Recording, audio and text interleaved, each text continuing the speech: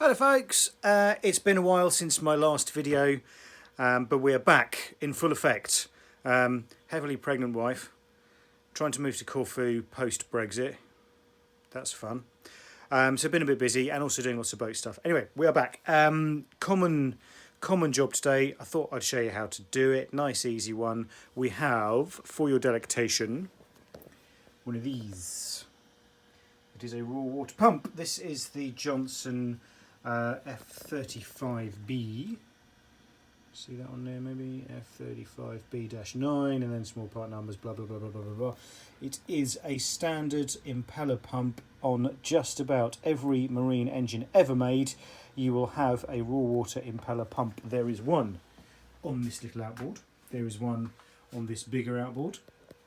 There is one on inboards, stern drives, shaft drives, V drives, pod drives, raw water cooled engines, fresh water cooled engines, not keel cooled. Most things, does keel cooled? Oh, they might do actually. Anyway, just about every marine engine is going to have some sort of a raw water pump, and they're all 99% impeller pumps, and of that 99%, probably 70-80% of those are Johnson style pumps. Nobody makes their own. Yanmar don't, Volvo don't. The only people who do a Mercruiser do make their own. So they're slightly different, but everything that's not a Mercruiser is going to be this. Now this is a little tiny one. They range from little tiny ones like this is about as small as you can get, up to giant great big things, 7-litre engines, 8-litre engines, yada yada yada. They all have them. But the principle of operation is the same for all of them. So this one was fitted to a 4 kilowatt generator, the usual Ferryman 18W powered engine. So this F35 pump, they are so common. Thousands, tens of thousands of these will be in operation the world over. So one of the doing lots of work on this boat, and the owner said, can I just replace his impeller on his generator? Yes, of course you can. So we did that, and post-impeller change, of course, you run up and test for leaks, and this happened.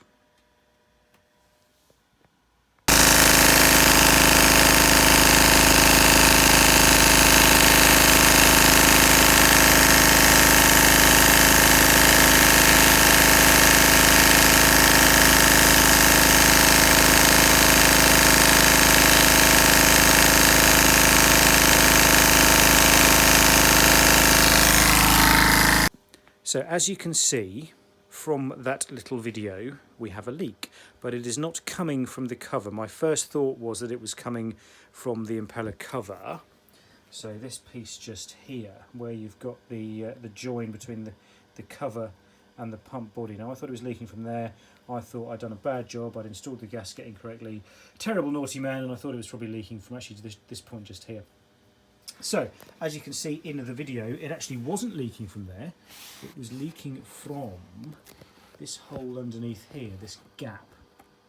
So why was it leaking from in there? What is inside this little pump? And what can go wrong with them? So they are dead simple. In here is the rubber impeller. Behind it, just here, is a lip seal, a water seal. Then you have the shaft.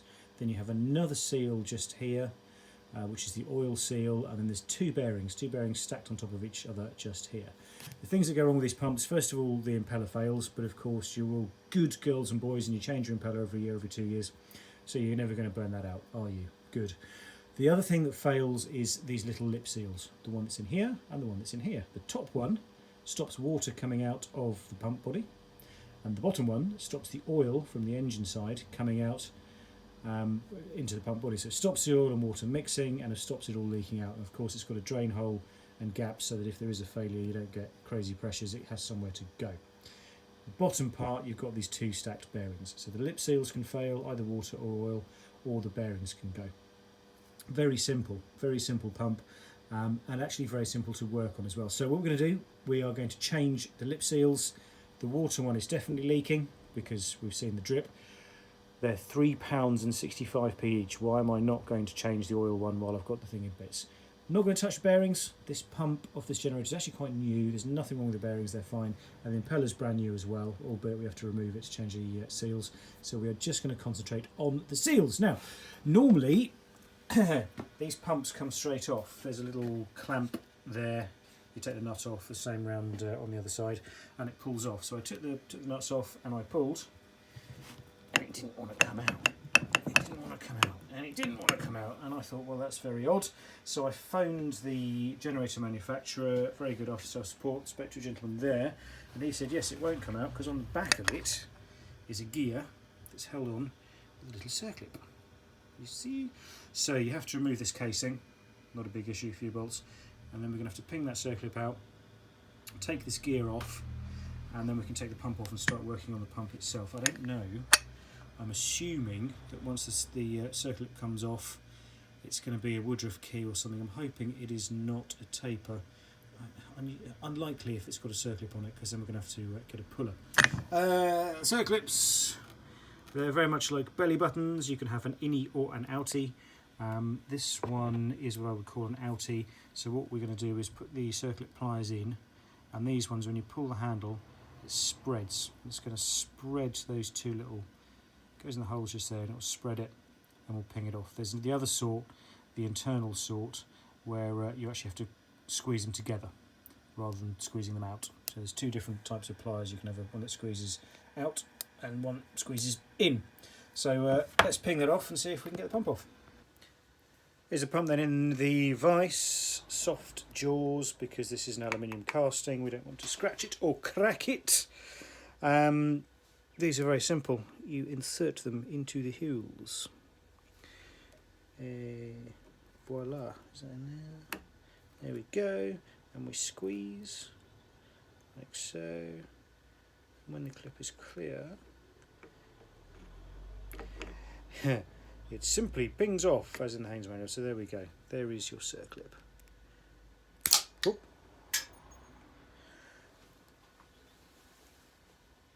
That was silly, wasn't it? That was lucky, wasn't it? Right, that's my circlip off, pinged off, got on the floor, found again.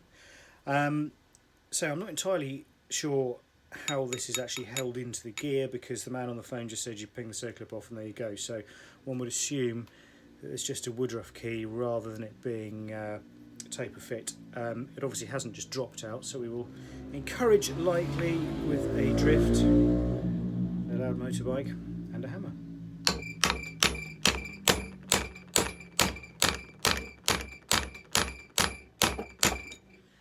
Going, and it does look like there's a woodruff key in there. I don't know if you can see it, but on just down on this side there's a slot cut out which would suggest a woodruff key, so we will encourage some more. Yeah, there she goes. I think I've bottomed out my pump. Yes, I've bottomed out the pump, so we'll just bring it up a little. Voila for the Spanish,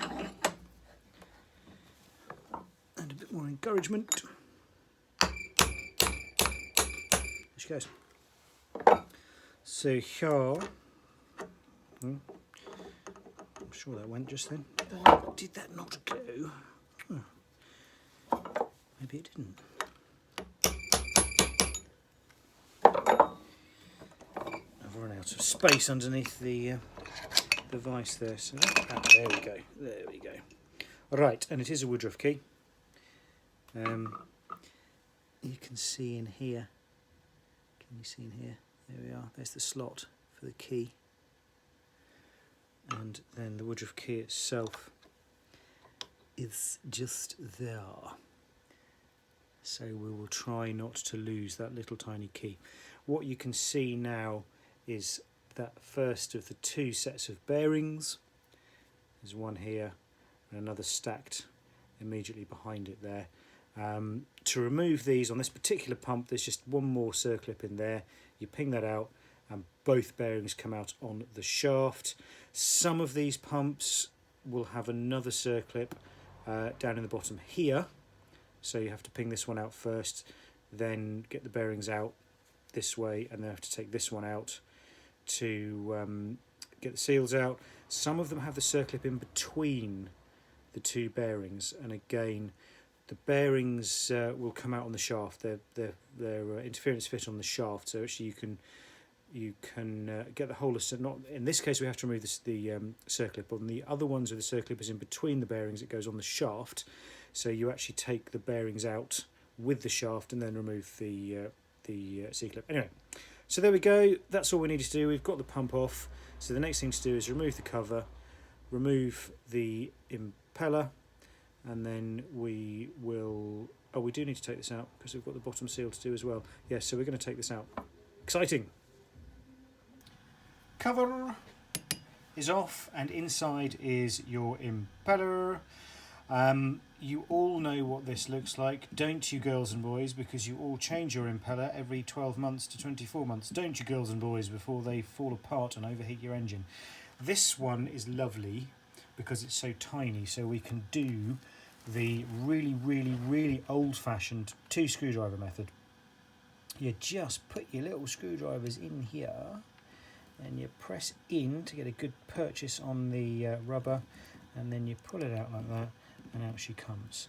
Very simple, nice and easy. You will only get away with this method on little tiny impellers like this, and this is a little tiny impeller. Look at it, little thing. For anything bigger than that, you are into special tool territory. So many people say, yeah, grab some swan necks or something and grab a vane and pull it, or some needle nose pliers, and yeah, it's going to work for this. Anything bigger than this, you're into special tool territory, but these are lovely to work with, tiny little things. That's the brand new one. So what we've got to do now is get this shaft out to replace the seals that are on the back of that shaft. Seal is down in here, in there. So what we're going to do is take off the circlip here, and we are then going to press this shaft out with the bearings on it, and the seals will then be accessible. Let's go.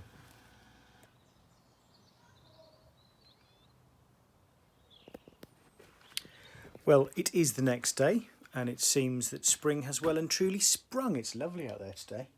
Don't really want to be in a workshop. So, I have removed the shaft. There she is.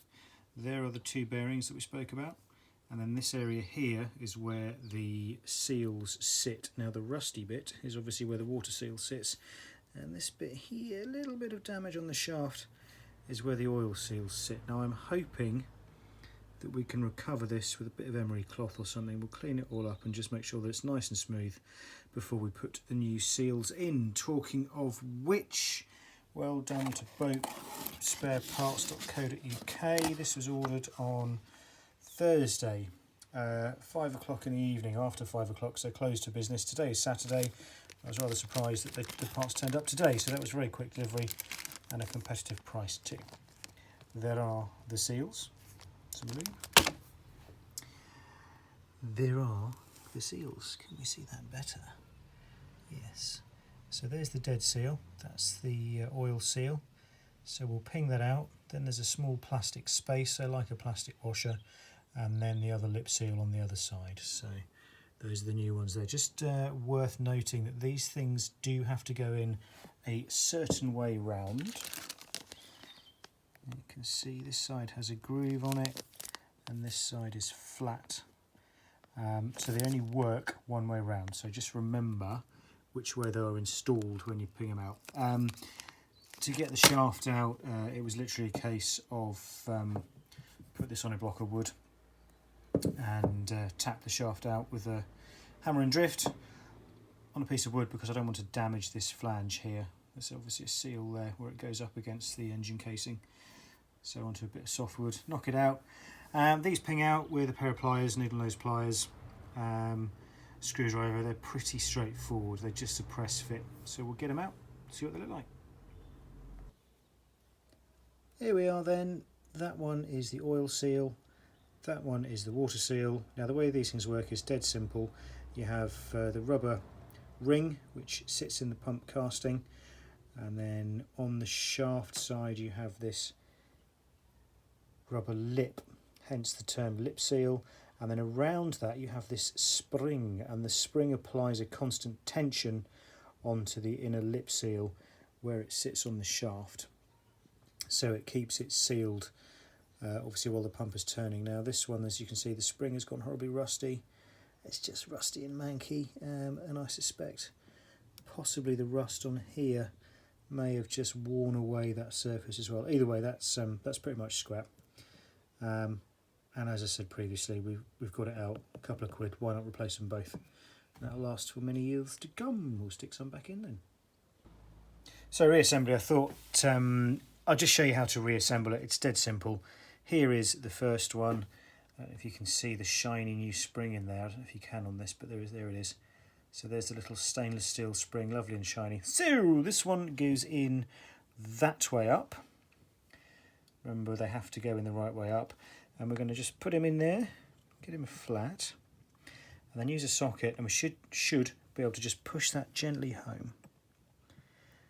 We may need to lube it a little, but I'm hoping it'll just sit down. There we go.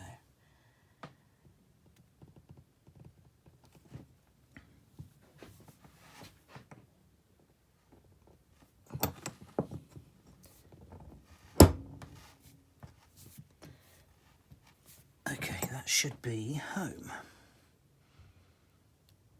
I think that's there. You can just see it. See it down in the middle there?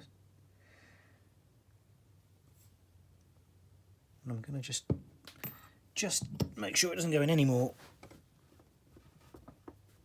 Yeah, I think that's it. Looks pretty flush. Good. We then have this plastic spacer ring. It's got some little legs on it. They go down in that way. Just check that sort of square in there. And then the top one, which goes in this way around. So the water seal was that way down, the oil seal will be that way. So, and make sure your socket is going to bear on the outside of this. If it fits into the gap there, obviously you're going to be spreading it apart, so the socket needs to be quite a close fit to the outside diameter of your seal. In she goes, square, little push in.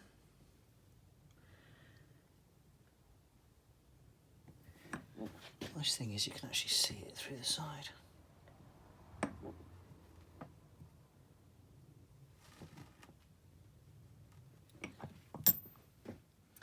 And we are there. I think that is home. That just sits on that plastic spacer, so it makes sure that the seals are spaced correctly. Good.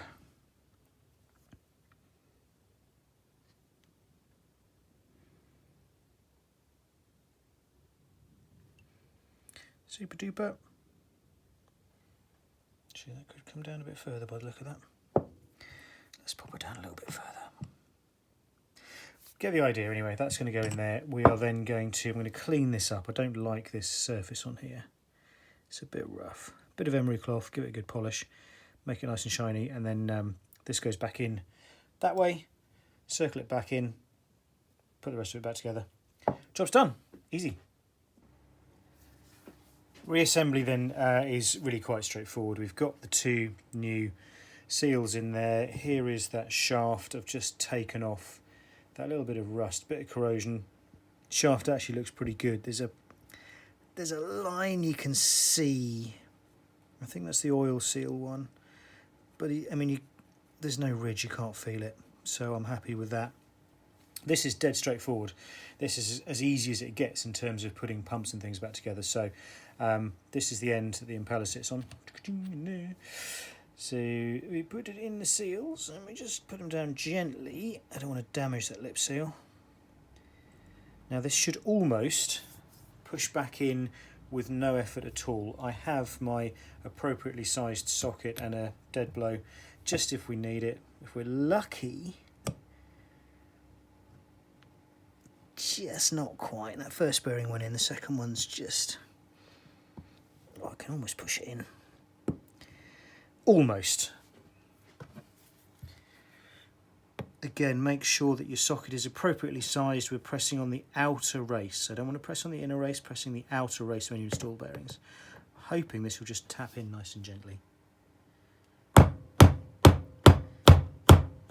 she goes.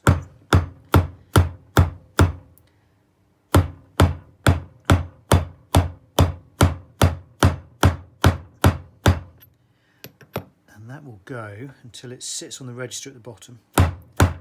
That's it, you can hear it change as it starts. There we go. Sitting on those nice new seals. So we should now have, the circlip goes back in the top, so we should be able to see if the bearings are sat down far enough. We should be able to see the groove. Do you know what? Let's just give it a little bit more of a tappet, just to make sure.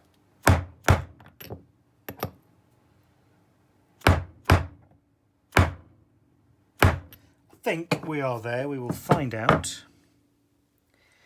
Pliers. No, those are the wrong ones. It's going to be these ones here. So reinstalling the circlip is pretty straightforward. You put your thingy in there, squeeze it to collapse it.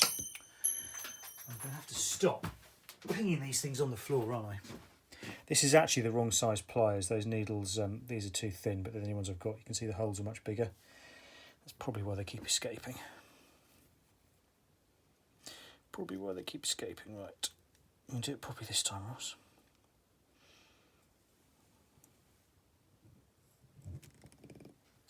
There she goes.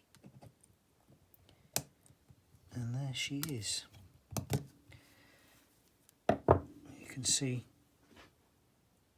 that circlip has sat right in there now, sat nicely in the groove. And that will stop those bearings coming out. I mean, that is done. It's always worth the circlip. Just push around the circumference, just make sure that she's all the way in.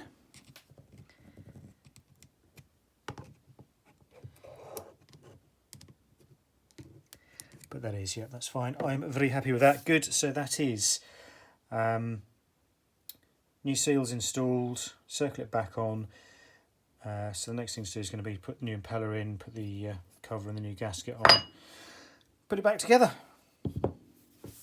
Let's do it now, shall we?